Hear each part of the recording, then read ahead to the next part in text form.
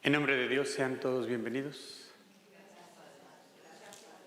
Vamos a iniciar con una pequeña oración, invocando la presencia del Espíritu Santo para que en esta tarde de reflexión, con la información que se nos va a dar acerca de lo que hicieron nuestros hermanos los mártires en tiempos de revuelta espiritual, se siembre como una semilla en nuestro corazón y también a lo largo de nuestra vida podamos decir con ellos: viva Cristo Rey. En el nombre del Padre, del Hijo y del Espíritu Santo. Amén. Ven Espíritu Santo, ven por medio de la poderosa intercesión del Inmaculado Corazón de María, tu amadísima esposa. Ven Espíritu Santo, ven por medio de la poderosa intercesión del Inmaculado Corazón de María, tu amadísima esposa. Ven Espíritu Santo, ven por medio de la poderosa intercesión del Inmaculado Corazón de María, tu amadísima esposa. Padre nuestro que estás en el cielo, santificado sea tu nombre. Venga a nosotros tu reino. Hágase tu voluntad en la tierra como en el cielo. Danos hoy nuestro pan de cada día. Perdona nuestras ofensas, como también nosotros perdonamos a los que nos ofenden. No nos dejes caer en la tentación y líbranos del mal. Amén. Dios te salve María, llena eres de gracia, el Señor es contigo. Bendita tú eres entre todas las mujeres, y bendito es el fruto de tu vientre, Jesús. Santa María, Madre de Dios, ruega por nosotros pecadores, ahora y en la hora de nuestra muerte. Gloria al Padre, y al Hijo, y al Espíritu Santo. Santa María de Guadalupe, ruega por nosotros. Santos mártires Cristóbal Magallanes y compañeros, rueguen por nosotros. En el nombre del Padre, del Hijo y del Espíritu Santo. Amén. Pues es un gusto para mí que el maestro Pepe González venga a abrir este simposio. Vamos a continuar con esta jornada de reflexión acerca de nuestros santos mártires y la manera en que nosotros nos vayamos empapando de la información. Pedimos que el Espíritu Santo nos vaya entusiasmando por la fe. Estamos a 100 años de esta revuelta épica donde hombres y mujeres salieron a las calles a defender su religión católica. Y esto nos debe emocionar al punto de saber que nosotros somos fruto de todos esos esfuerzos. De generación en generación se ha venido pasando la misma historia. Providencialmente hoy en la primera lectura, Hechos de los Apóstoles, cuando hacen comparecer a Pablo ante los tribunales, dicen los que le pueden juzgar: los judíos me han traído a Pablo. Y yo pensaba que tenían algo sólido para poderle castigar y encarcelar. Sin embargo, yo no encuentro nada en él. Es una cuestión de religión, dice, en donde hablan de un tal Jesús muerto, pero que Pablo asegura está vivo. La providencia entonces nos da el mensaje que Cristo Jesús vino al mundo a redimirnos de la muerte y del pecado y dio fe de su resurrección. Y esta fe la sembró en aquellos creyentes que por siglos hemos venido diciendo lo que el Santo Evangelio nos dice: vayan y anuncien.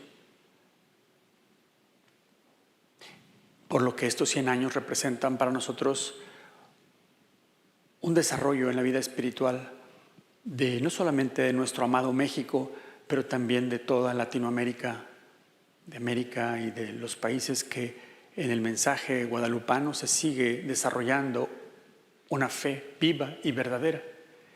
Y nosotros somos portadores de esto.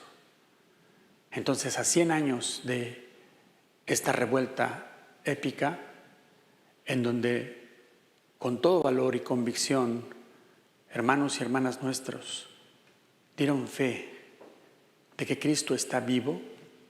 De hecho, ahí está la insignia del grito Viva Cristo Rey, viva, Él está vivo y camina con nosotros. Intentó el gobierno quitarle un derecho al ser humano, al ciudadano, que viene de Dios. Dios nos da un derecho de tener una religión, de creer en Él. Y nadie nos puede quitar ese derecho.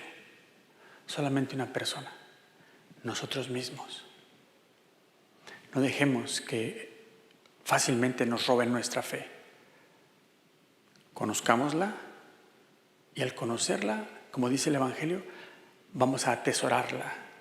Y cuando la atesoremos, no permitamos que nada ni nadie nos la robe. Pues sin más preámbulo, les dejo con ustedes al muy querido maestro Pepe González.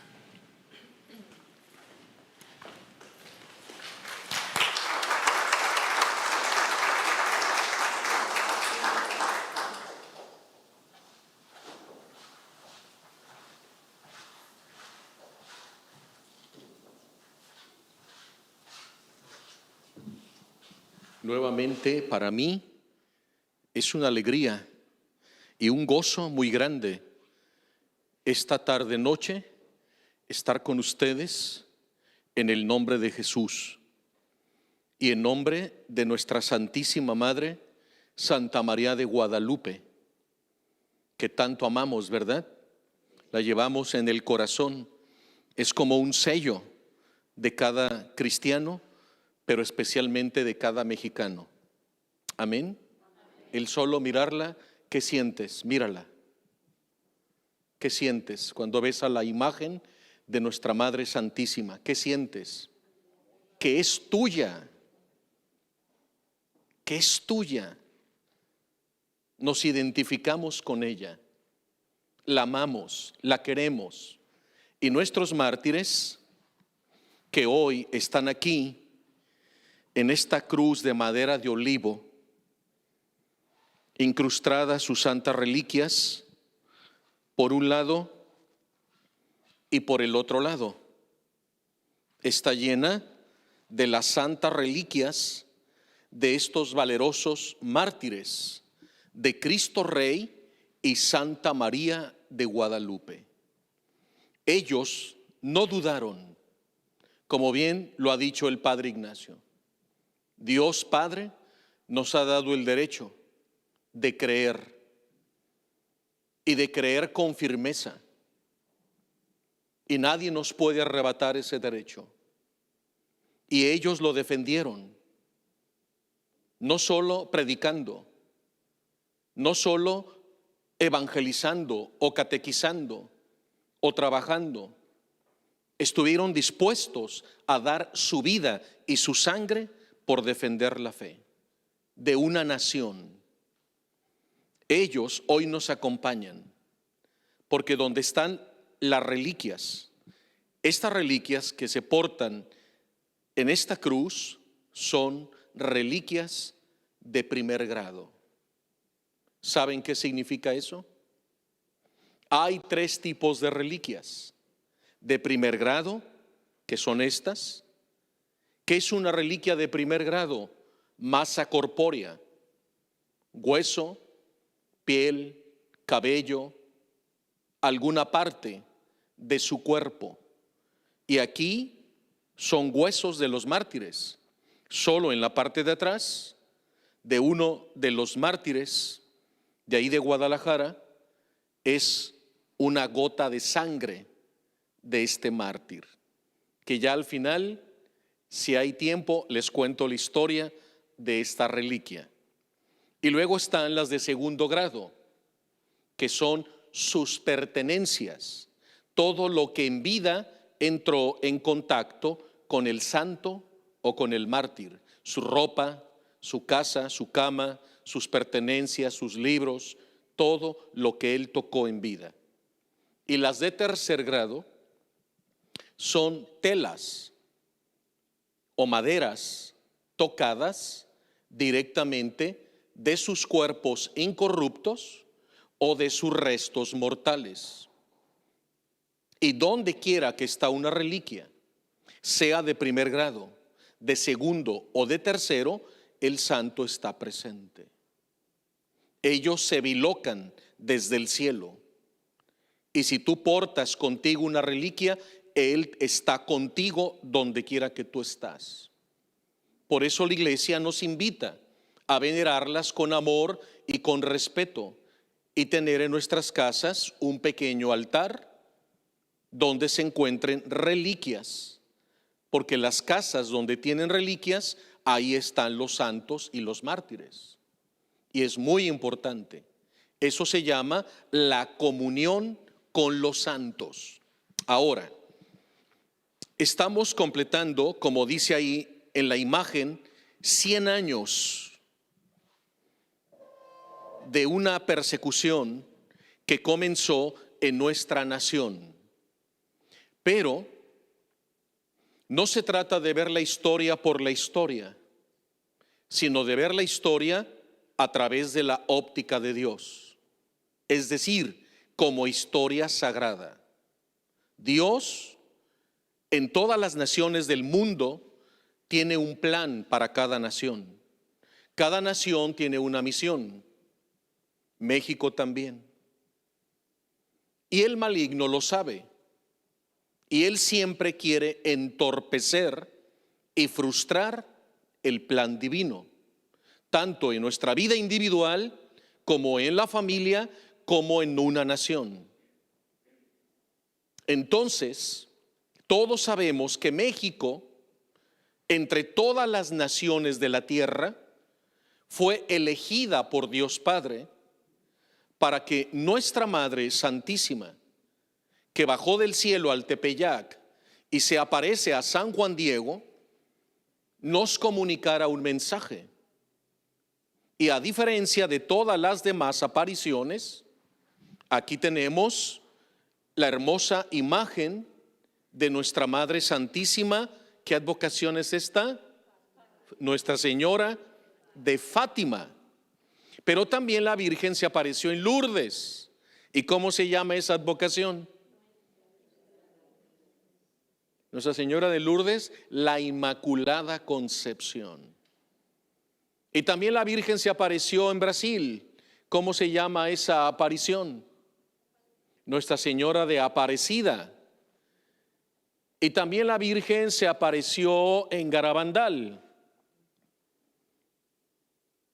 ¿Sí? Y hay otra advocación de Nuestra Señora de Garabandal. Y también Nuestra Señora de Medjugorje. Y así en el mundo y en la historia, como en La Salette y en otros lugares del mundo, ha habido innumerables apariciones de nuestra Madre. La Virgen se apareció en Fátima, Portugal. La Virgen se apareció en Lourdes, Francia. La Virgen se apareció en Aparecida, en La Salette, en Garabandal, en Medjugorje y en México. ¿Qué ocurrió?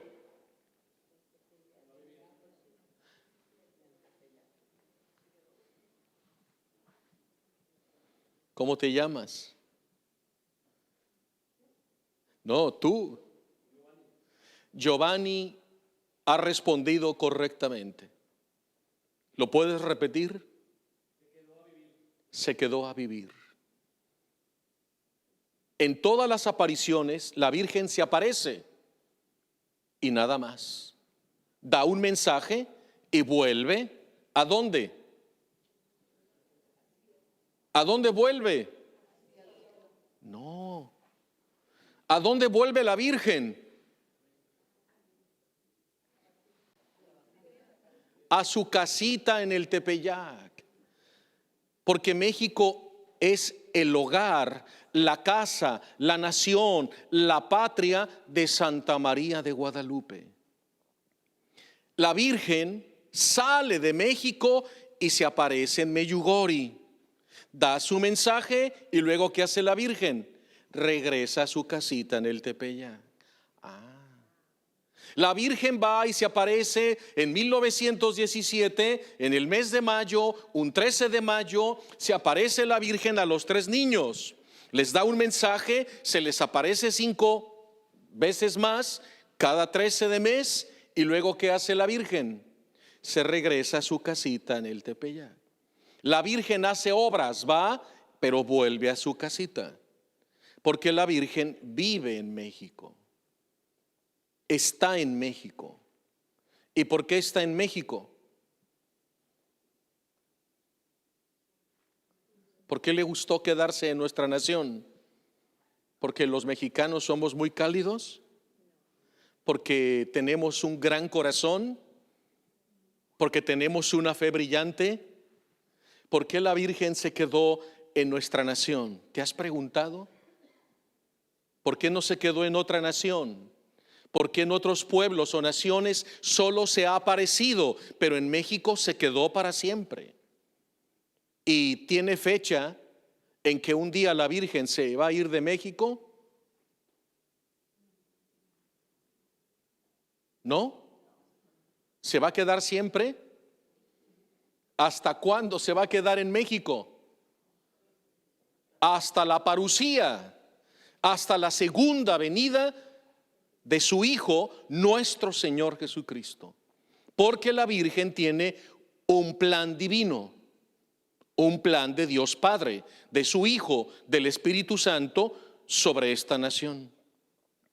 Pero México no solo es la nación de Santa María de Guadalupe.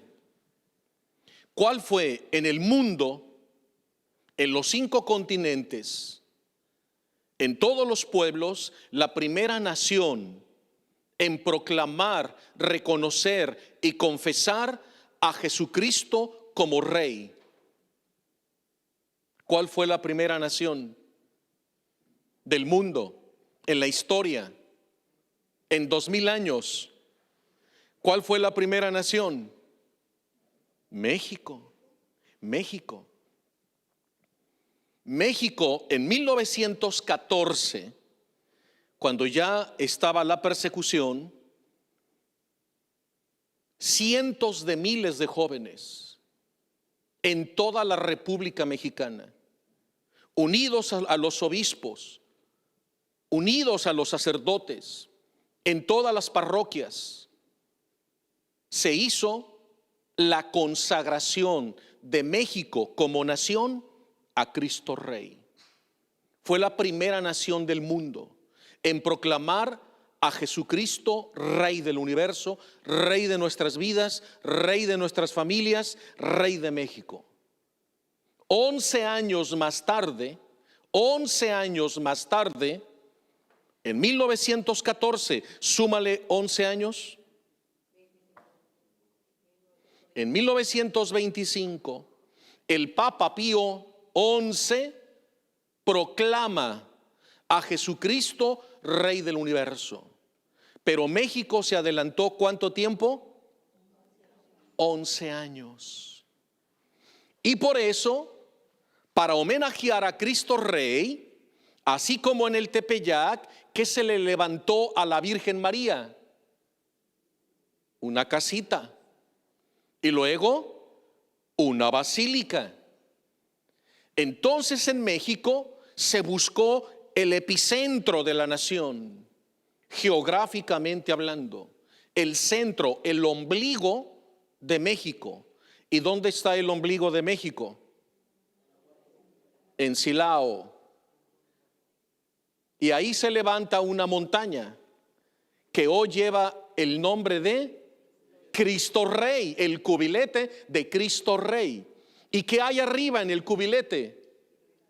Otra basílica y una escultura de bronce de ¿cuántos metros?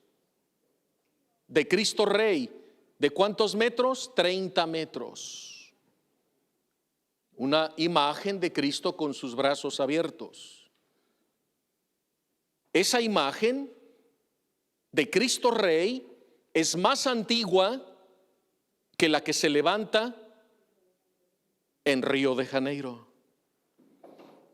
Fue en México donde se levanta la primera imagen a Cristo Rey, fruto de esa consagración. Entonces nuestra nación queda consagrada a Cristo Rey y a Santa María de Guadalupe. ¿Esto le gusta al dragón de 7 cabezas? No. ¿Por qué? Porque una nación donde se proclama a la Santísima Virgen María como la Madre y Señora, poderosa intercesora de esa nación, y a Cristo Rey, el reino de Dios avanza y las familias se convierten. Y retrocede el reino del dragón, de Lucifer.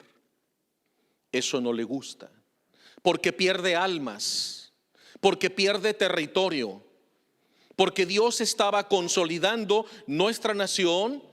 Y por eso la Virgen bajó y establece su morada en México, y también Cristo Rey. ¿Y quién más vino a quedarse en México? ¿No? ¿Cómo que no? ¿Por qué se quedan pensativos? A ver, ¿nos queda claro lo de la Virgen? ¿Dónde vive la Virgen? ¿Dónde vive Cristo Rey? ¿Y quién más vino a quedarse? ¿Quién? No, pues Cristo Rey, ya, Jesús. Así que no. Ya hasta me hicieron respirar gordo. A ver, los jóvenes que iban muy bien, muchachos, ayúdales, Giovanni. Ya. Que tú lo sabes todo. Padre, creo que él debe dar la conferencia. ¿Quieres venir acá, Giovanni, y dar la conferencia? ¿Por qué lo sabes todo? Porque eres un hombre de Dios, eres un joven de Dios. San Miguel Arcángel. ¿Dónde vive San Miguel Arcángel? En Tlaxcala. Ve si sabe, Padre. Estamos descubriendo aquí un apóstol de San Miguel Arcángel. San Miguel Arcángel vive en México. Se apareció en México. Cuando nuestra Madre Santísima se aparece a San Juan Diego en el Tepeyac, ¿en qué fecha? 1531. 100 años más tarde, en Tlaxcala se aparece San Miguel Arcángel. En 1631, un siglo más tarde. ¿Y a quién se le aparece San Miguel Arcángel? A un indígena de 21 años, casado con un bebé llamado Diego Lázaro. En la fiesta del evangelista San Marcos, los franciscanos en Tlaxcala habían hecho una gran fiesta y una procesión por las calles para homenajear al evangelista San Marcos.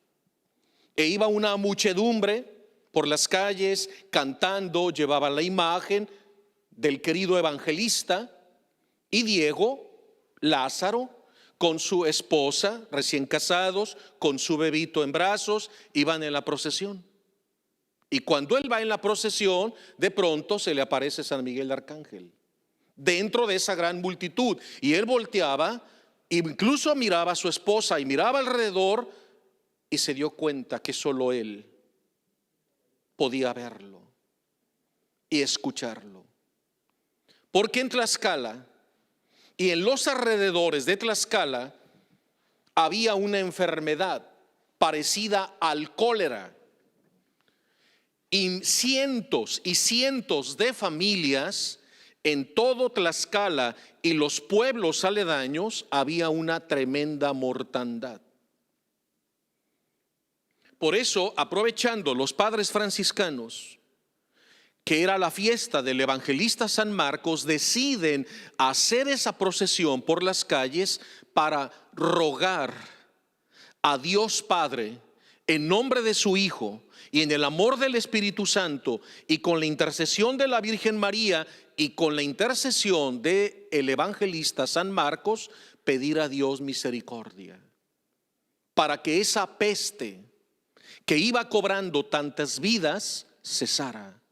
Porque se corría el peligro de que si esa peste, que los indígenas llamaban coconistle, y era una especie de disentería como el cólera, y cuando una persona se contagiaba de coconistle, 3-4 días morías, porque no cesaba ni la fiebre, ni la infección, ni el vómito, ni la diarrea, ni la sudoración, y la persona se deshidrataba en 2-3 días y morían.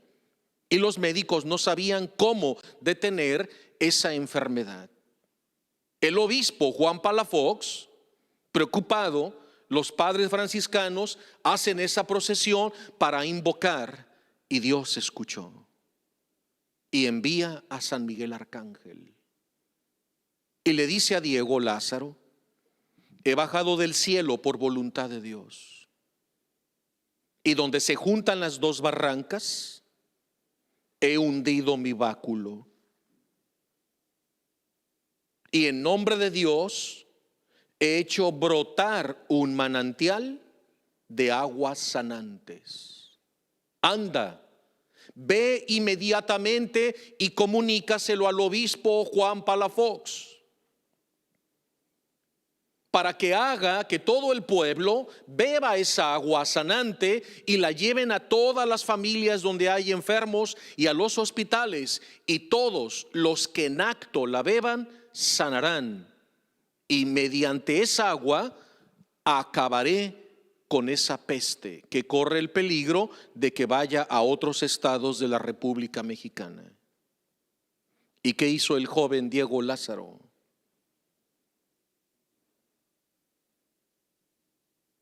¿Qué hizo? Nada. Como muchas veces también nosotros no hacemos nada. Desobedecemos las órdenes del Señor. Desobedecemos la voluntad de Dios.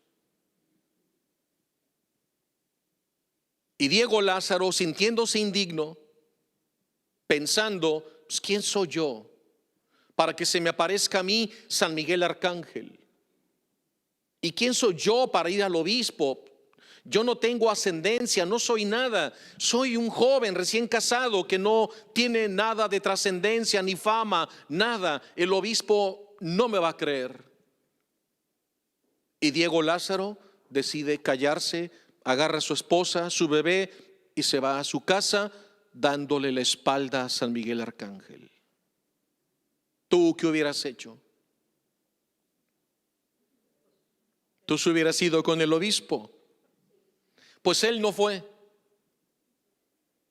Y esa noche se está muriendo de coconistle. Y ya lleva 2 días con aquella diarrea y vómito, sudoración, infección, fiebre. Y los familiares, los parientes del joven Diego Lázaro se han reunido para decirle: adiós, está muriendo, está en agonía. Su esposa llorando, se está muriendo su esposo, se acaban de casar, tiene su bebé recién nacido, y Diego Lázaro está muriendo de coconistle.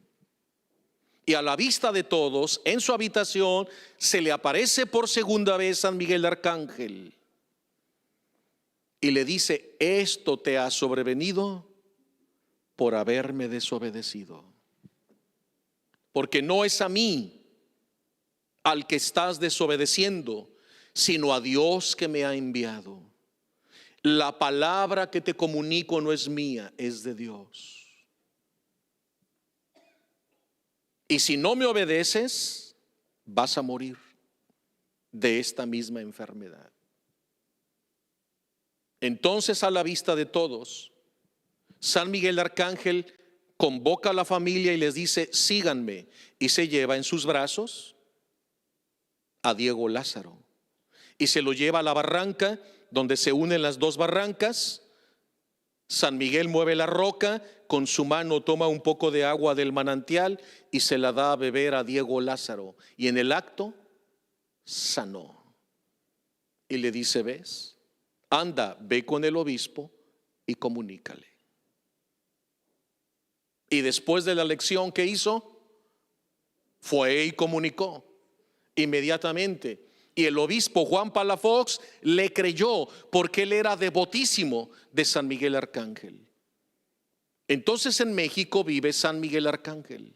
Es tierra del príncipe angélico, San Miguel Arcángel. Es tierra de Santa María de Guadalupe y es tierra de Cristo Rey. Entonces el maligno quiere acabar con esto. ¿Cómo es posible que un pueblo sea tan bendecido? ¿Qué tiene esta tierra?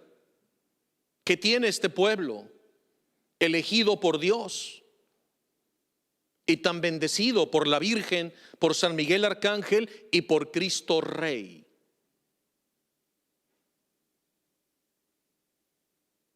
El dragón también tiene instrumentos. ¿Sí? ¿Quiénes fueron los instrumentos para comunicar su mensaje en Fátima?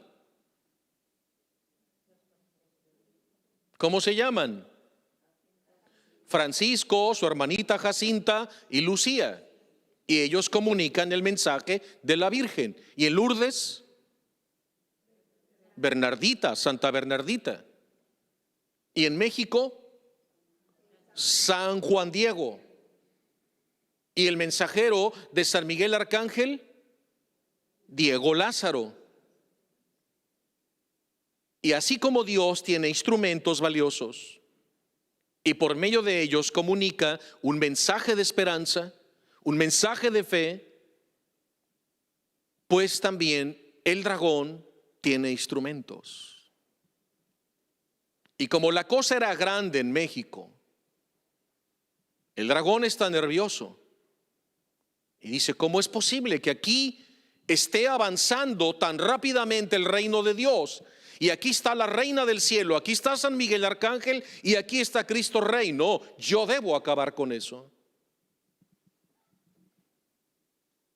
Y como la cosa era grande, el dragón utiliza instrumentos grandes.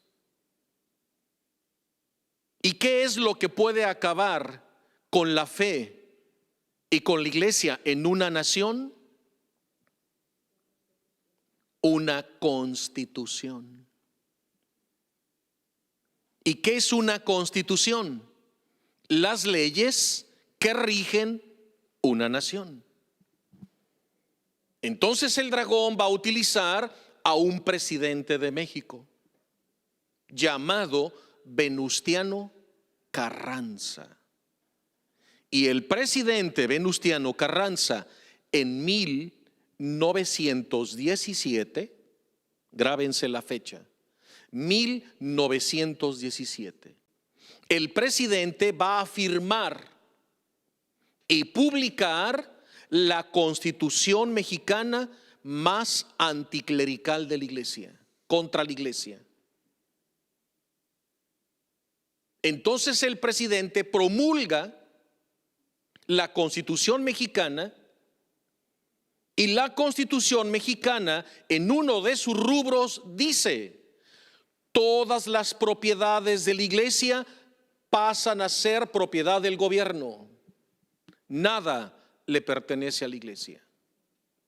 Este templo ya no es de la iglesia, le pertenece al gobierno. Los seminarios, los colegios católicos, las universidades católicas, los asilos, la Cruz Roja Mexicana, creación de la Iglesia Católica. Ahora todo, absolutamente todas las propiedades de la Iglesia Católica pasan a ser propiedad del gobierno y el gobierno las va a administrar. ¿Qué tal? ¿Les parece correcto?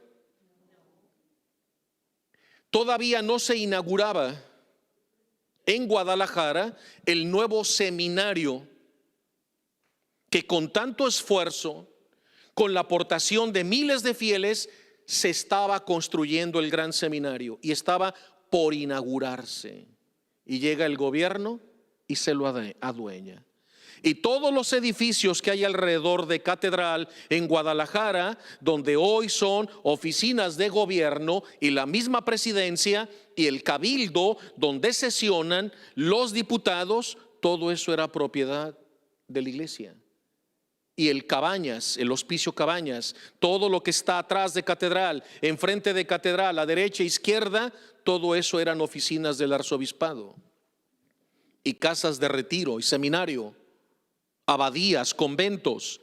Y con la nueva ley, el gobierno dice: señores, con permiso, esto es propiedad del gobierno, no le pertenece a la iglesia. ¿Qué tal? Y el gobierno empezó a tomar en la República Mexicana los templos que quería. ¿Y qué hacían con los templos? Cuarteles colorados. Imagínate que de pronto estamos aquí, la misa está llena, está celebrando el Padre Ignacio, de pronto se abren las puertas, entra el ejército armado con violencia, golpean al Padre, interrumpen la misa, balean el sagrario. Salen volando las hostias, las pisan, las escupen, nos corren a todos, queman las bancas, queman las imágenes, balean el crucifijo, balean la imagen de la Virgen. Y dice: esto es del gobierno, señores. Ustedes como católicos no pueden decir nada. Hay una constitución. Y empezó el ataque. ¿Ven cómo es el maligno? Ah, es tierra de Santa María de Guadalupe. Ah, es tierra de Cristo Rey. Ah, es tierra de San Miguel. Pues hoy será tierra mía y voy a empezar a tomar por la fuerza. Y empezaban a llegar a los asilos de ancianitos, asilos católicos, echaban a los ancianos a la calle y se adueñaban de ese asilo. Y otro, y otro, y otro. Ah, ese colegio es católico, pues no más. Corrían a todos con violencia y los convertían en cuarteles. Y así empezaron a tomar en toda la República lo que querían. ¿Y quién le podía decir no al gobierno si había una constitución presidencial? Entonces la iglesia siente a lo crudo la persecución. Entonces ese fue el instrumento primero. La iglesia se empieza a debilitar, empieza a perder sus propiedades. Pero como en esos gobiernos donde todos quieren mandar y ninguno obedecer, y donde todos quieren el poder, el mismo gobierno asesina al presidente Carranza. Porque ya hay otro candidato. Y el mismo gobierno dice: mira, Carranza ya hizo lo que tenía que hacer. Bravo, le aplaudimos. Impuso por la fuerza y con la violencia la Constitución mexicana en contra de la iglesia y nadie la puede detener. Bravo, ya hizo lo que tenía que hacer, liquídenlo. Y lo liquidan. ¿Por qué? Porque viene un segundo secuaz, instrumento del dragón. ¿Y cómo se llama ese otro presidente? No, atrás. El presidente Álvaro Obregón. ¿Cuál fue la misión de Carranza?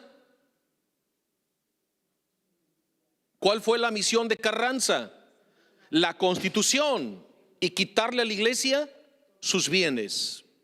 Ahora llega el nuevo presidente. ¿Cómo se llama? Álvaro Obregón. Y este Álvaro Obregón dice: a ver, muy bien, la iglesia ya no le pertenece nada. Es nuestro. Y así poco a poco estamos tomando el control. Y nadie nos puede decir nada porque hay una constitución. Pero ¿qué es lo que hace fuerte esta nación? Su fe en la Virgen de Guadalupe. ¿Y qué creen que hizo? En 1921, a ver, ¿cuándo se firmó la constitución más anticlerical? 1917. Para 1921, 4 años. Entonces dice el presidente Álvaro Obregón: lo que ya no pudo hacer Carranza, me toca a mí. Entonces llama grupos de soldados del ejército mexicano, les pide que se quiten su uniforme, se vistan de civiles, van y compran muchos ramos de flores para llevárselos a la Virgen María en el Tepeyac. Pero el presidente ordena que entre las macetas o cultos pongan dinamitas. Y los soldados entran en procesión con flores y los colocan debajo de la tilma de Juan Diego. Y la explosión fue tan terrible que 1 kilómetro a la redonda de la basílica del Tepeyac, todas las casas y edificios, 1 kilómetro a la redonda, todos los vidrios y cristales reventaron. Los mármoles del piso de la basílica se levantaron como proyectiles, las bancas, todo se reventó dentro de la basílica. Y la imagen de Nuestra Señora intacta, y el cristal que la protege intacto, y el Cristo que está abajo de material quedó todo retorcido. El Hijo detuvo el impacto que iba a destruir a su madre, su bendita imagen.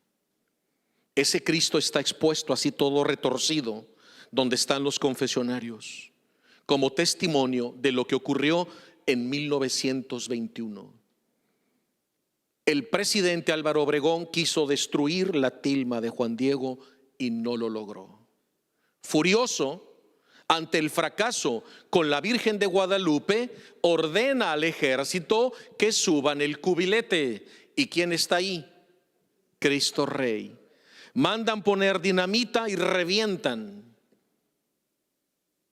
Y bloques de concreto del piso de la explanada salen como proyectiles. Y la estructura metálica intacta. Y Cristo Rey intacto. No puede. Furioso ante el estallido de Cristo Rey y su fracaso, furioso ante el estallido de la Virgen de Guadalupe y su fracaso, ordena que los jóvenes bolcheviques, ¿quiénes eran los jóvenes bolcheviques? ¿A qué le suena esa palabra, bolcheviques? A Rusia, ¿verdad? Porque el comunismo de Rusia estaba penetrando en México, auxiliado con Carranza, Álvaro Obregón y Plutarco Elías Calles, porque el gobierno pretendía hacer de México una nación comunista y atea y acabar con el reino de Cristo Rey, Santa María de Guadalupe y San Miguel Arcángel. ¿Están entendiendo por dónde va la persecución? Entonces el presidente Álvaro Obregón, furioso ante el fracaso con la Virgen de Guadalupe y Cristo Rey, ordena a cientos de jóvenes bolcheviques, socialistas, comunistas, y van al arzobispado primado de México, ahí en la Ciudad de México, y lo dinamitan a la plena luz del día. Luego se meten a la Catedral Primada de México y la destrozan por dentro. Y como no pudieron en la villa ni siquiera tocar la imagen de la Virgen de Guadalupe, había una réplica como esta. Los jóvenes bolcheviques la bajaron y con cuchillos la rasgaron toda y golpearon el sagrario, quebraron imágenes y se subieron a las torres de la Catedral Primada de México y iztaron las banderas rojinegras del socialismo. ¿Sabían eso? Furiosos al no poder acabar con los emblemas más importantes de nuestra fe, se fueron también a la Catedral de Morelia e hicieron lo mismo. Finalmente llegaron a la Catedral de Guadalajara, entraron con violencia a la Catedral de Guadalajara, quemando imágenes, destruyendo los crucifijos, todo cuanto encontraban. Y los jóvenes socialistas, comunistas, se suben a las torres de la Catedral de Guadalajara e instan las banderas comunistas. Plutarco Elías Calles se estaba perfilando, pero Álvaro Obregón estaba haciendo lo suyo, era su momento. Y entonces el presidente dice: vamos a infundir más miedo. Y capturan a un sacerdote famoso, jesuita, y en México lo va a ejecutar públicamente. Y manda a traer las cámaras de televisión y la prensa para filmar, fotografiar, captar el momento en que públicamente este santo sacerdote va a ser martirizado. ¿Y cómo se llama ese sacerdote? El padre Miguel Agustín Pro. Lo encarcela injustamente, lo tortura y luego públicamente se filma su ejecución. Se ve cuando sacan al padre de la celda entre golpes y el padre, todo de negro con su alzacuello, se pone en cruz y grita: viva Cristo Rey, viva Santa María de Guadalupe, y recibe la descarga. Y todo esto fue filmado y comunicado a nivel nacional, transmitido. Porque el presidente Álvaro Obregón quería infundir el terror. Si no se ciñen a esta constitución, eso les va a pasar a sus curas y a todos aquellos que intenten defenderlos. Así las cosas. ¿Les parece poco? ¿Les parece poco? Por un lado, se ha aparecido la Virgen, se ha proclamado a Cristo Rey. San Miguel Arcángel se aparece y el obispo Juan Palafox levanta la basílica de San Miguel Arcángel en Tlaxcala, a 25 minutos de Tlaxcala, y un pueblito que se llama San Miguel del Milagro. Ahí está. Y sigue brotando el agua. ¿Sabían eso? La obra de Dios, por un lado, avanzando, llena de bendiciones. Pero el maligno quiere ensuciar toda la obra de Dios y quiere hundir a México en un socialismo, en un comunismo ateo, cuando nuestra nación era en ese entonces 99% católico. Entonces el presidente Álvaro Obregón hizo su misión y el mismo gobierno lo manda a asesinar, al igual que Carranza, el mismo gobierno, porque ahora ya está el siguiente candidato. ¿Y quién es el siguiente presidente? Plutarco Elías Calles, el Hitler de México. Y dice: lo que no pudo Carranza y lo que no pudo Álvaro Obregón, yo lo voy a ejecutar, me encargaré de todo. Y efectivamente, en 1926, ¿cuándo se firmó la Constitución? 1917. El presidente Álvaro Obregón, ¿cuándo mandó a hacer las dagas y estallidos? 1921. Y pasan 5 años. Y en 1926, y estamos en el año 2026. ¿Cuánto ha pasado? 100 años. Un siglo. Entonces el presidente Plutarco Elías Calles organiza al ejército mexicano y su primera estocada o golpe a la iglesia dice: a partir de este momento todos los sacerdotes extranjeros fuera de México. El que no se vaya por su propio pie, pena de muerte. Y empiezan a ahorcar sacerdotes por todos lados. Entonces el presidente, en 1926, emite la ley Calles. ¿Y qué es la ley Calles? ¿Han oído hablar de la ley Calles? La ley Calles son 33 artículos. Uno por cada año de la vida del Señor Jesús. 33 años, 33 artículos. Y nada más para que se den una idea. Un artículo de la ley Calles quedan prohibidas las misas. Imagínate. Y si un sacerdote quiere celebrar una misa en el templo que ya no le pertenece, ¿a quién le pertenece? Al gobierno por la Constitución. Entonces el sacerdote solo es un administrador del gobierno. Y si el padre Ignacio quiere celebrar una misa, tiene que ir a la presidencia municipal, hacer cola, esperar su turno para solicitar una misa. Y si es que se la dan. Eso decía la ley Calles. O sea, el sacerdote ya no tiene libertad de celebrar las misas que quiera. No, las misas quedan a derecho del gobierno, si las concede sí o no. Segundo, los sacerdotes no pueden vestir ropas clericales, fuera alzacuellos, sotanas, todo, ni las religiosas ni los religiosos, deben vestir como civiles.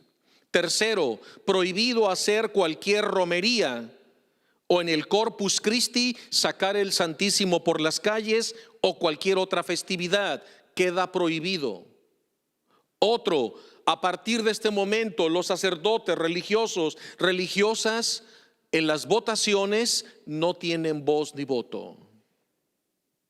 Otro, a partir de 1926, la educación que se va a dar en todas las escuelas, colegios, universidades, cero catolicismo. Ahora el gobierno va a armar el programa de estudios totalmente en contra de la fe. Y así, tras, una ley tras otra, todas radicalmente en contra de la iglesia. ¿Tú qué hubieras hecho ante esa persecución? Entonces, cuando se promulga la ley Calles en 1926, ¿qué hicieron los obispos de México? Protestaron. ¿Qué hicieron los sacerdotes? Protestaron. ¿Y qué hizo el pueblo católico en México? Protestó en contra de la ley Calles. ¿Y qué hizo el presidente? Se burló.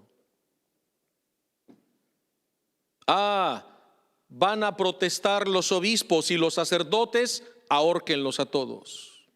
Y el ejército mexicano, a lo ancho de la República, empieza a capturar sacerdotes a diestra y siniestra y obispos, y en las plazas públicas, para que todos vieran, los empezaron a ahorcar.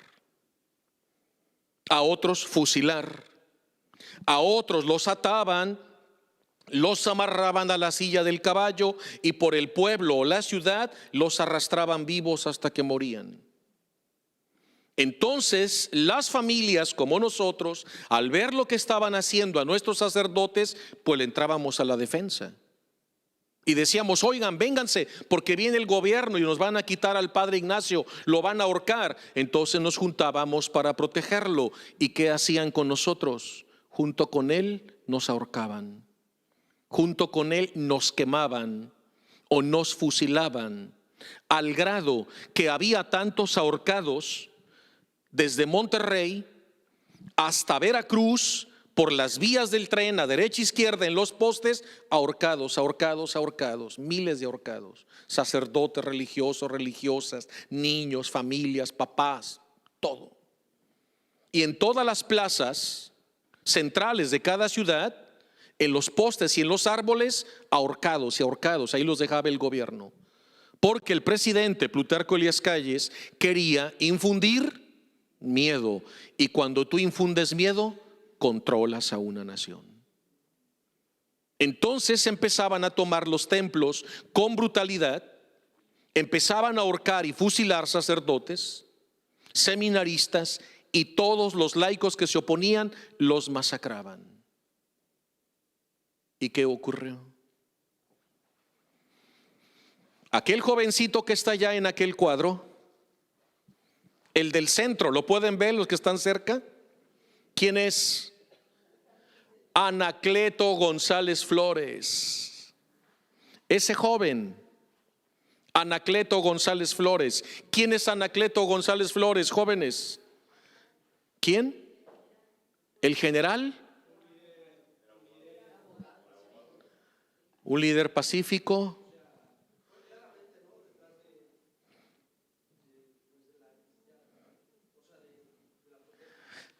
Tenemos que hacer algo con Giovanni, Padre.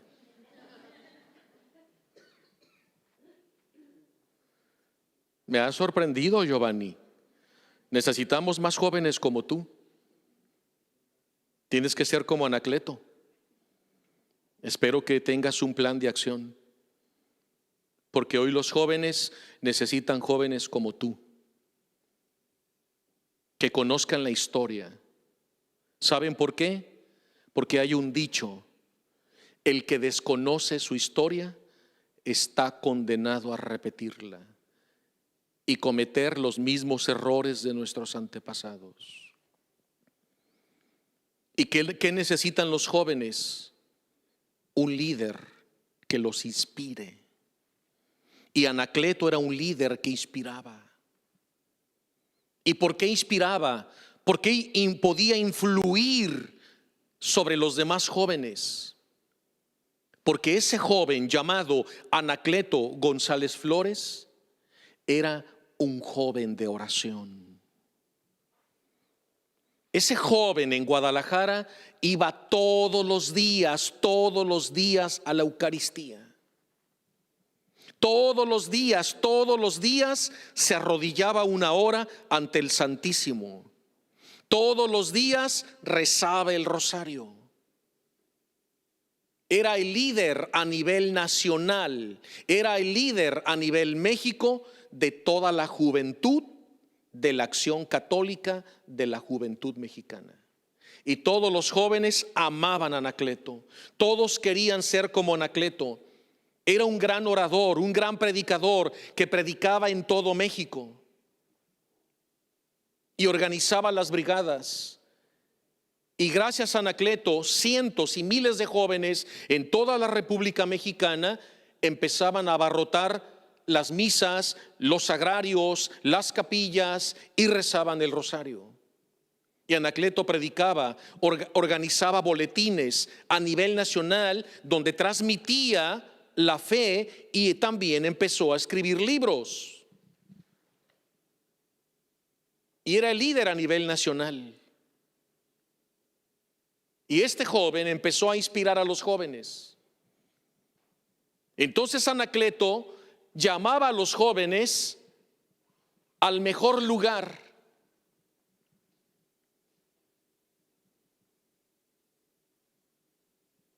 Si tú fueras un estratega militar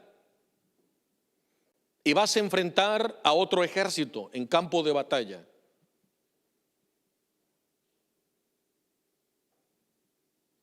tú, general de tu ejército, ¿dónde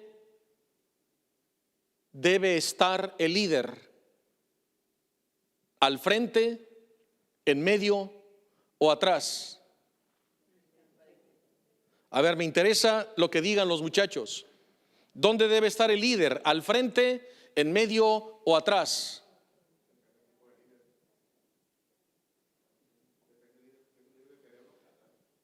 Si es inteligente, dicen que atrás. ¿Qué dicen los muchachos? ¿Tú dónde colocas al líder? ¿Al frente, en medio o atrás? A ver, levanten la mano los que lo pongan al frente.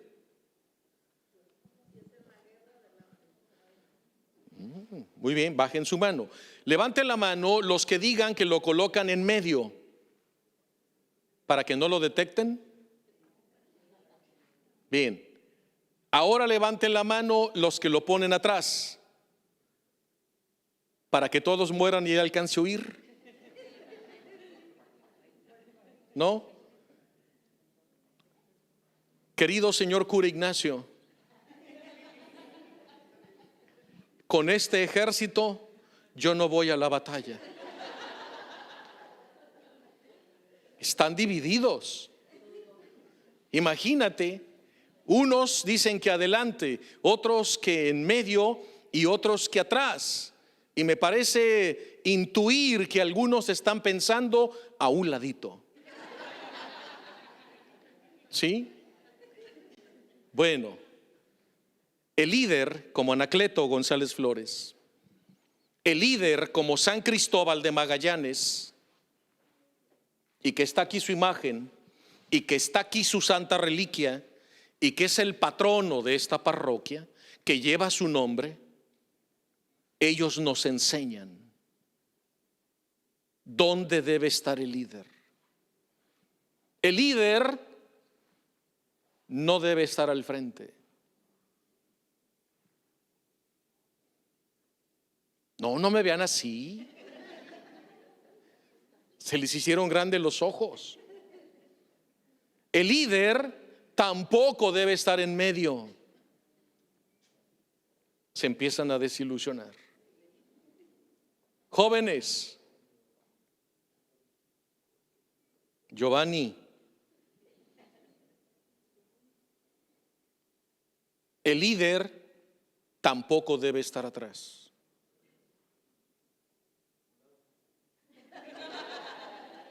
A un lado, entonces. El líder no está al frente. El líder no está en medio. El líder no está atrás. El líder está donde se ganan las batallas. Y las batallas se ganan de rodillas delante del Señor. Eso es Anacleto. Eso es San Cristóbal de Magallanes. Cada mañana Dios los encontraba de rodillas. Anacleto, el señor cura San Cristóbal de Magallanes, antes de que despuntara el sol, ellos ya estaban de rodillas adorando, glorificando, bendiciendo, confiando, inspirando. Por eso Anacleto era creíble. Por eso los jóvenes lo seguían, lo escuchaban, lo obedecían. Era un modelo que movía a toda la juventud a nivel nacional. Y su director espiritual era el arzobispo de Guadalajara, el arzobispo Francisco Orozco y Jiménez, que está en proceso de beatificación. Y el líder principal, Anacleto, y el obispo de Guadalajara eran los más buscados a nivel nacional por el presidente Plutarco Elías Calles. Incluso sus cabezas tenían precio.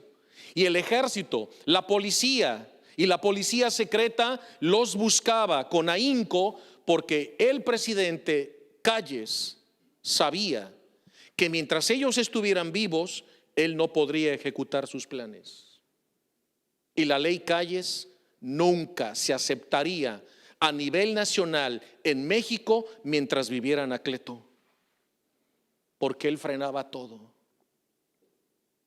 porque estaba en el lugar donde ¿qué? Se ganan las batallas de rodillas.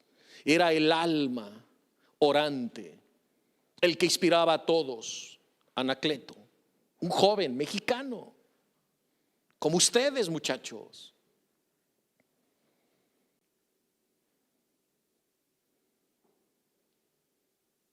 Entonces ellos empezaron a poner resistencia.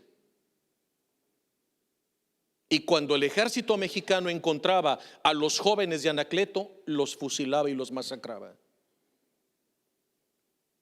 Y los obligaban con terribles torturas a estos muchachos, adolescentes y jóvenes, a que hablaran su boca y revelaran el escondite de Anacleto o del obispo de Guadalajara. Y ellos preferían morir. Y eran pasados por terribles torturas, pero ellos, en vez de decir dónde estaba Anacleto o el arzobispo, solo decían: viva Cristo Rey, viva Santa María de Guadalupe, y recibían los tormentos hasta que morían. Empezó a caer la primera sangre de los mártires. Y contra eso no puede el dragón. Porque la sangre de los mártires lo vencen y lo hacen retroceder. Entonces empezaron a caer cientos de sacerdotes mártires, religiosos, religiosas, niños, niñas, familias completas. Entonces Anacleto más oraba y los jóvenes lo seguían, porque sabían que ahí se ganan las batallas. Y desesperado, Plutarco Elías Calles ya no sabía qué hacer. Y él sabía que mientras ese joven siguiera vivo,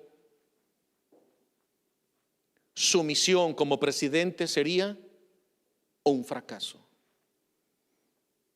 ¿Será posible que un joven mexicano podría influir tanto a nivel nacional y tenía más poder que el mismo presidente? ¿De dónde le venía su fuerza? De la oración. Amaba a la Virgen, amaba a San Miguel Arcángel, amaba a Cristo Rey, y él quería y soñaba con ser un mártir. Y él decía: mi vida está puesta para el martirio, y lo que más anhelo en esta vida es derramar mi sangre por Cristo.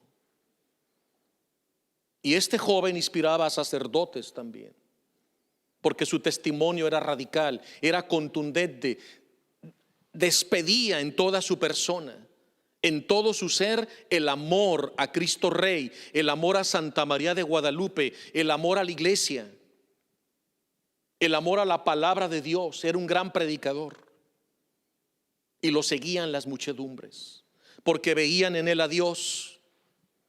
Así las cosas, la persecución ardía, pero Dios, nuestro Señor Jesús y la Virgen tenían un ejército de mártires.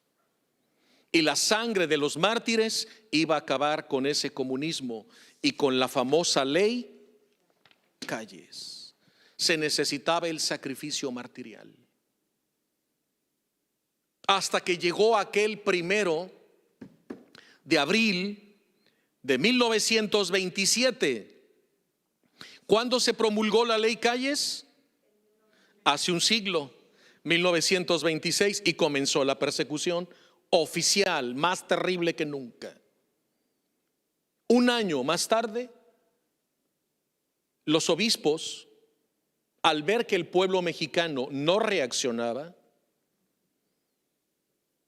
porque muchos estaban sumidos en la indiferencia, y muchos católicos a la hora de la verdad, cuando sus vidas y las de sus hijos se veían en peligro, en vez de gritar viva Cristo Rey y Santa María de Guadalupe, ¿qué gritaban?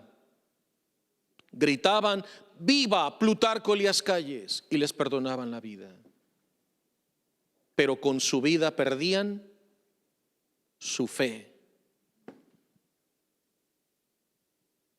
Y por un lado se escuchaba el grito de viva Cristo Rey, y por el otro lado el grito de viva Plutarco Elías Calles. Y los católicos estaban divididos. Entonces los obispos hicieron un escrito y se lo mandaron al Papa en turno. ¿Quién era el Papa en turno en esa fecha? No, ¿verdad?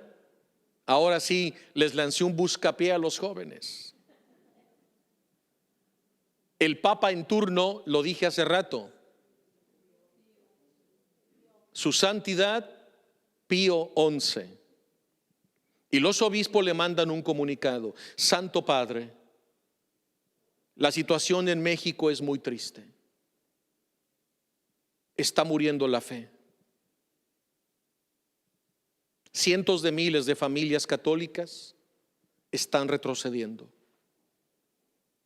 Han abandonado a sus sacerdotes. Los están dejando morir. Han dejado de luchar. En muchas de esas familias ya no se reza el rosario. Ya no se ama la Eucaristía. En muchas de esas familias el grito es viva Plutarco Elías Calles.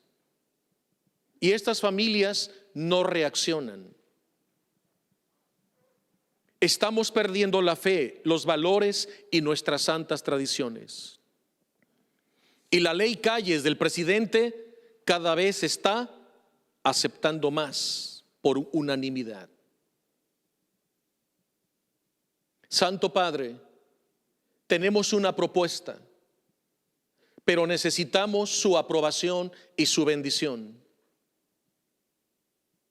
Si usted nos autoriza, el 31 de julio de este año en turno, 1926, como protesta a la ley Calles y para despertar la conciencia adormilada de millones de mexicanos que no reaccionan y que en vez de gritar viva Cristo Rey y Santa María de Guadalupe, están gritando viva Plutarco Elías Calles y se están acobardando. Autorízanos, Santo Padre, que ese 31 de julio de 1926 cerremos todos los templos en México, que se suspendan las Eucaristías, los bautismos, las confirmaciones, las primeras comuniones, las bodas, todo sacramento queda nulificado. Queremos abandonar los altares y dejar vacíos los sagrarios para que el pueblo se dé cuenta de que si no luchan por su fe, eso va a ocurrir con la famosa ley Calles, y les queremos dar una probadita por adelantado a ver si reaccionan. Y el Papa autorizó y dijo: adelante, inmediatamente, tienen mi aprobación y mi bendición. Y llegó el 31 de julio, una fecha histórica. México se vistió de luto. Nunca en la historia, en más de 4 siglos, los sagrarios en todo México quedaron vacíos. Los templos cerrados. No había sacerdotes celebrando misas, ni confesando, ni ministrando ningún sacramento. A las 12 del mediodía de ese 31 de julio de 1926, hubo un repique de campanas a nivel nacional. Y en cuanto terminó el repique, quedaron vacíos todos los templos y sagrarios. Y México estaba en tinieblas. Era un luto nacional. El ambiente se tornó pesado. Ya no estaba Cristo sacramentado. En ningún estado de México había una misa, ni una confesión, nada. Parecía que la fe había sucumbido. México estaba entregado en manos de sus enemigos. El presidente Calles cantaba victoria. Triunfé, lo logré. Lo que no hizo ni Carranza ni Obregón, lo logré. Mi ley está a todo lo que da en México. Y él cantaba victoria y todos lo felicitaban. Pero Dios tenía otro plan. Y cada vez más jóvenes, sacerdotes de rodillas, adorando, estaban en el lugar correcto donde se ganan las batallas. Y de pronto, aquel 1 de abril de 1927, apresan a Anacleto, el líder principal. Imagínate cuando le dan la noticia al presidente Plutarco Elías Calles: tenemos a Anacleto, el líder nacional, el que inspira todo, está en manos del gobierno y ya hemos comenzado a torturarlo, porque no dejaremos de torturarlo hasta que nos diga dónde está el arzobispo de Guadalajara para también ir a liquidarlo. Anacleto se encontraba en la casa de los hermanos Vargas González, porque ahí sesionaba el consejo de Anacleto. Ahí se reunía con Miguel Gómez Loza. ¿Saben quién es Miguel Gómez Loza? Ahí se reunía con Luis Padilla Gómez. ¿Saben quién es Luis Padilla Gómez? Pues mañana hablaré de ellos, ¿verdad, querido señor cura Ignacio? Eran los brazos derechos de Anacleto González. Donde no estaba él, estaban ellos. Y todos lo respetaban porque tenían el mismo ímpetu y el espíritu de Anacleto. Eran sus más fieles discípulos, Miguel Gómez Loza y Luis Padilla Gómez. En esa ocasión Anacleto no estaba con ellos, estaba con Jorge y Ramón Vargas González. Estaban sesionando en la casa de sus padres y estaban armando las estrategias para seguir debilitando la ley Calles. Ellos estuvieron orando y rezando el rosario mientras trabajaban en su agenda, y cuando Anacleto reacciona eran las 11 de la noche. Se levanta de la mesa, se empieza a despedir, y la mamá de Jorge y Ramón le dice: no, Anacleto, de mi casa no sales. Porque ustedes deben de saber que en esa época, a nivel nacional, el presidente Plutarco Elías Calles ordenó toque de queda, y a las 8 de la noche ningún mexicano podía estar fuera de su casa. Y el ejército y las patrullas rondaban todos los estados de México, y se veían una persona, la liquidaban, porque era infundir terror y control por medio de la violencia y del ejército mexicano. Entonces la mamá le dice: no, tú eres el más buscado. Anacleto, son las 11 de la noche.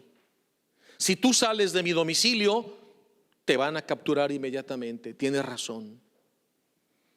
Quédate a dormir en el cuarto de mis hijos, y mañana a las 5 de la mañana, antes de que despunte el sol, te vas a tu casa rápidamente. Bien. Y se acostaron a dormir. A las 3 de la mañana, el ejército entró por arriba y tumbó la puerta, porque sabían que ahí estaba Anacleto. ¿Y cómo sabían? ¿Cómo supieron que en ese domicilio, en la calle de Mezquitán y Herrera y Cairo, en el domicilio 205, cómo sabían con precisión que ahí estaba Anacleto González Flores? Porque el presidente Plutarco Elías Calles, de los soldados jóvenes del ejército mexicano, vestidos de civiles, con un rosario en el pecho, se infiltraron en la acción católica de la juventud mexicana. Y estos jóvenes se les veía piadosos, fervientes, venían con los muchachos a comulgar todos los días, rezaban el rosario, eran adoradores y eran tan buenos actores que todos les creyeron. ¿Y saben quiénes eran esos jóvenes? Judas, traidores, infiltrados, soldados que querían ver los movimientos de Anacleto hasta que lo detectaron. Y fueron ellos los que avisaron al gobierno: Anacleto está en la casa de los hermanos Vargas González, en el domicilio 205 de la calle Mezquitán y Herrera y Cairo, aprésenlo. Y el gobierno, el ejército, tenía cercada toda la manzana y entraron con brutalidad. Y dice la hermana de los Vargas, la hermana de los Vargas, la señora María, que estuvo con nosotros en la beatificación de Anacleto. ¿Y saben dónde lo beatificó el Papa Anacleto? ¿Y qué Papa lo beatificó?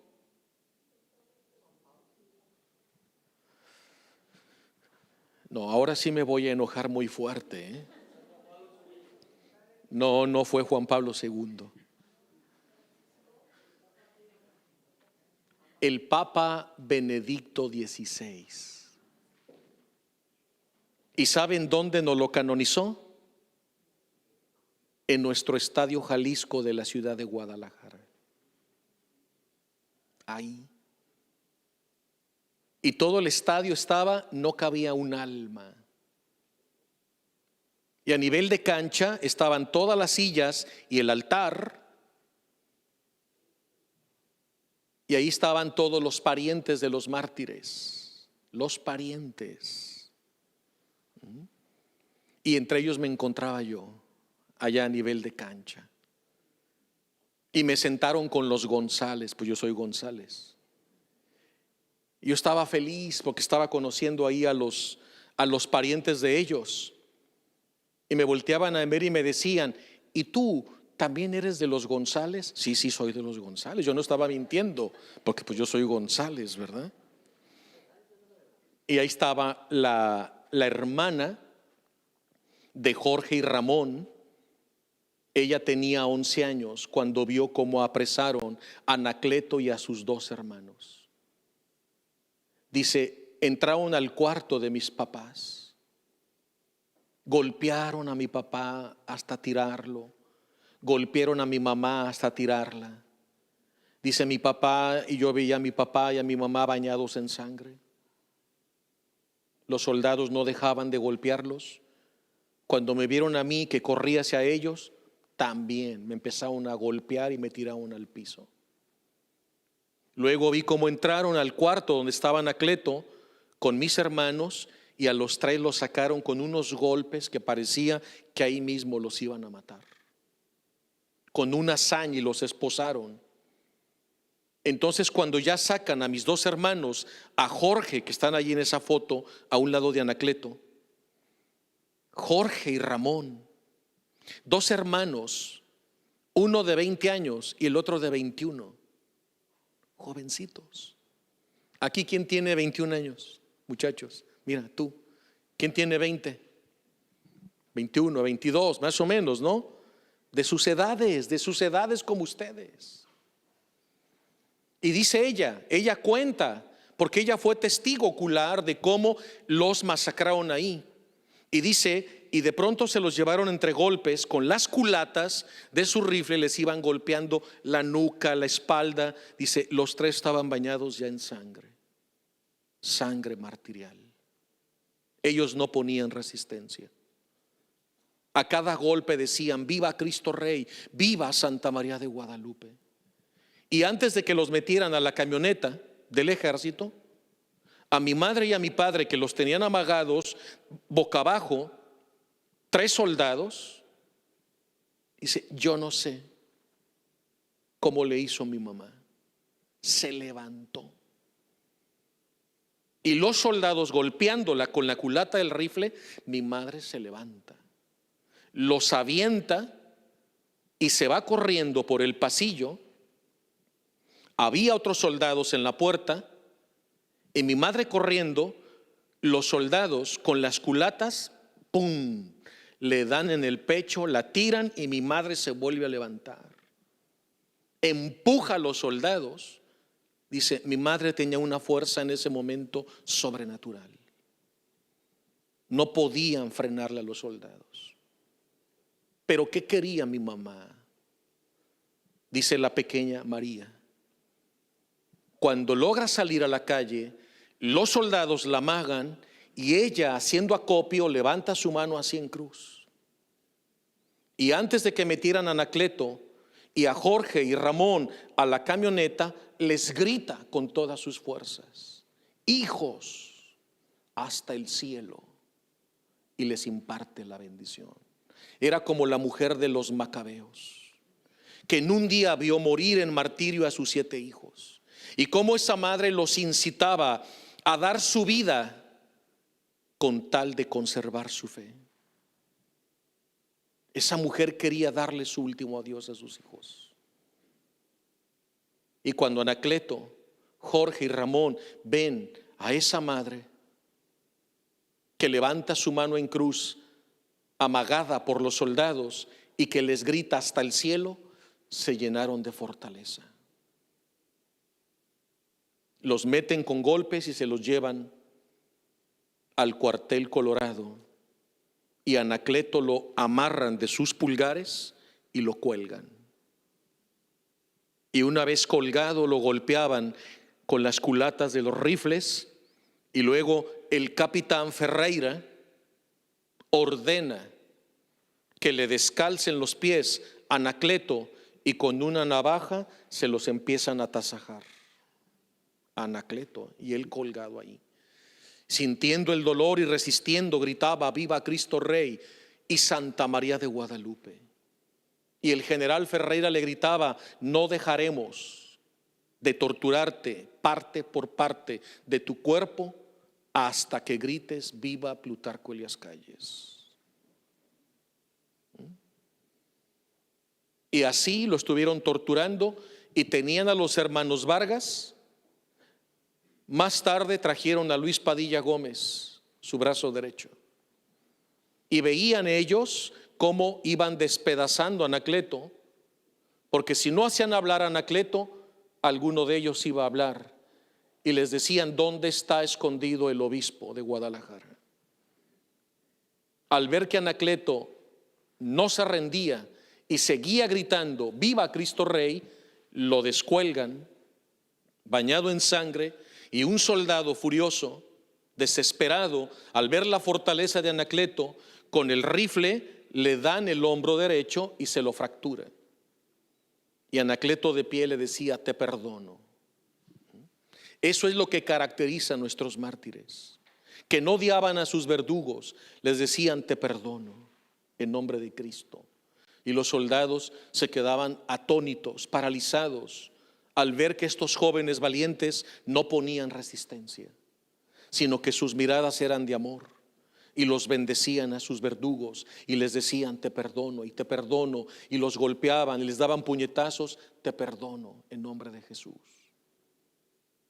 Los mismos soldados se quedaban paralizados al ver esa firmeza, ese amor, ese martirio de estos jóvenes. Y finalmente el general Ferreira, desesperado y recibiendo la orden del presidente, liquídalo inmediatamente. Entonces los sacan para fusilarlos a los 4. Entonces Luis Padilla en ese momento titubea y empieza a llorar. Le entró el miedo. Entonces se acerca a Anacleto llorando y le dice: tengo miedo, no quiero dudar, ayúdame, porque Anacleto era su maestro de todos ellos. Y le dice: quiero confesarme, y empezó a llorar. Y le dice: no, hermano, no es momento de confesarse, sino de pedir perdón y perdonar a estos soldados, porque nuestra sangre va a caer sobre ellos. Y a estos soldados que hoy nos quitan la vida, los conquistaremos para vida eterna. Los mismos soldados y el mismo general Ferreira se quedaban impresionados al ver la serenidad de Anacleto, que con los pies tasajados, el hombro fracturado, todo golpeado y bañado en sangre, de pie con una serenidad, con una paz que no se encuentra en el mundo, porque él estaba en el lugar donde se ganan las batallas, y él sabía que su sangre se iba a derramar en todo México. Y así, cuando ya el general Ferreira va a dar el preparen, apunten fuego, Anacleto levanta su brazo y le dice: concédame otro deseo. ¿Qué quieres? Fusile primero a ellos 3 y déjeme a mí al final, para ayudarles a bien morir y darles ánimo. El general consciente, Anacleto los junta a los 3 como un padre con sus hijos, se arrodillan los 4 y en voz alta empiezan a proclamar el acto de contrición. Luego se levantan los 3 ya sintiendo la fuerza, la vitalidad, la vida del martirio, que es un don de Dios, porque no es mártir el que quiere, sino al que Dios elige. El martirio no es algo que venga de ti, viene del cielo. Es una elección, es un don, es una gracia. Y estos tres jóvenes, Luis Padilla Gómez, Jorge y Ramón González, sintieron una fortaleza. Miraron a Anacleto hasta el cielo, se ponen los tres en cruz y gritan: viva Cristo Rey y Santa María de Guadalupe, y reciben las descargas. Los tres caen muertos. Anacleto se abalanza sobre ellos, los voltea y su mano la ponía en su pecho porque estaba saliendo la sangre.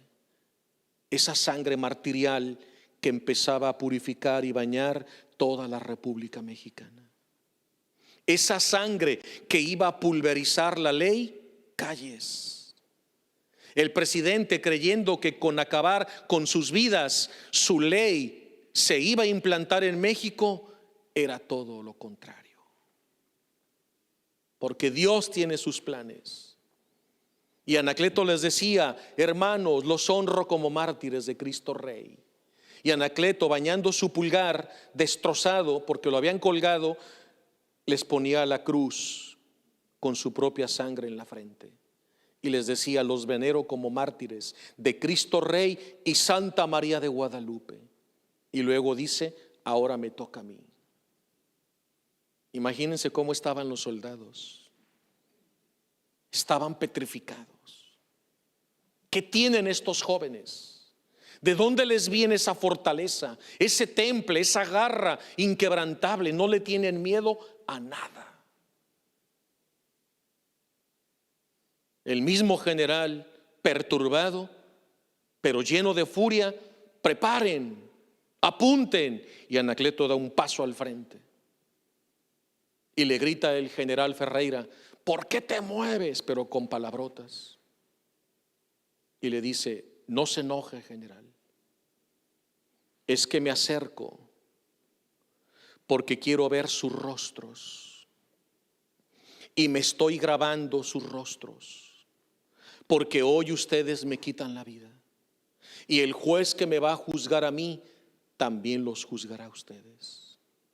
Y ese día yo estaré junto a ustedes de pie en el tribunal divino para defenderlos.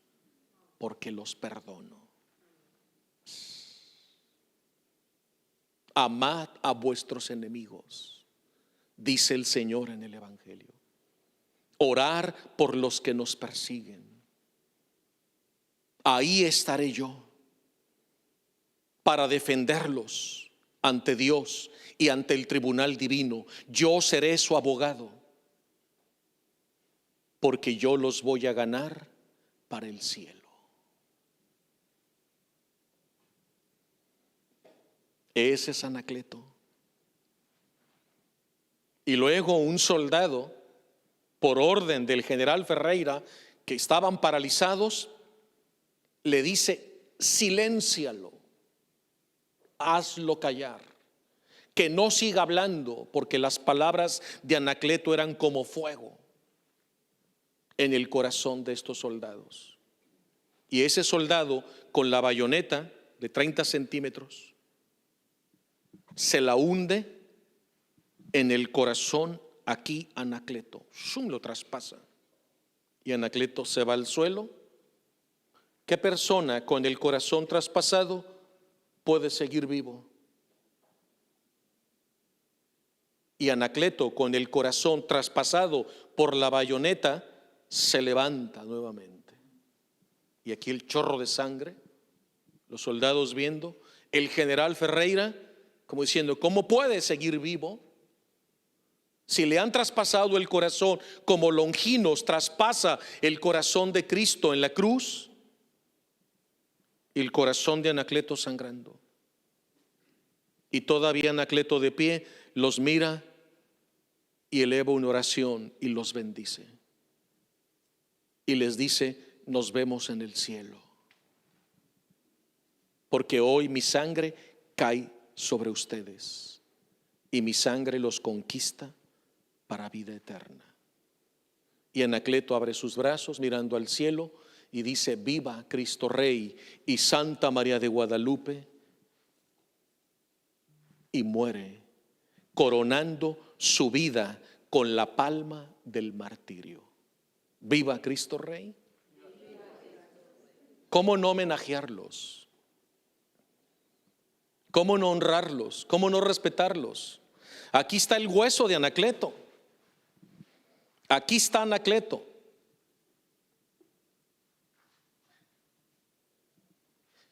Aquí está nuestro querido Anacleto. Aquí está su imagen. Aquí está este relicario dorado. Y aquí hay un hueso de Anacleto. Este es Anacleto. Ahí está. Este es el líder de todos los mexicanos. Este es el patrono protector de todos los mexicanos. ¿Lo sabían?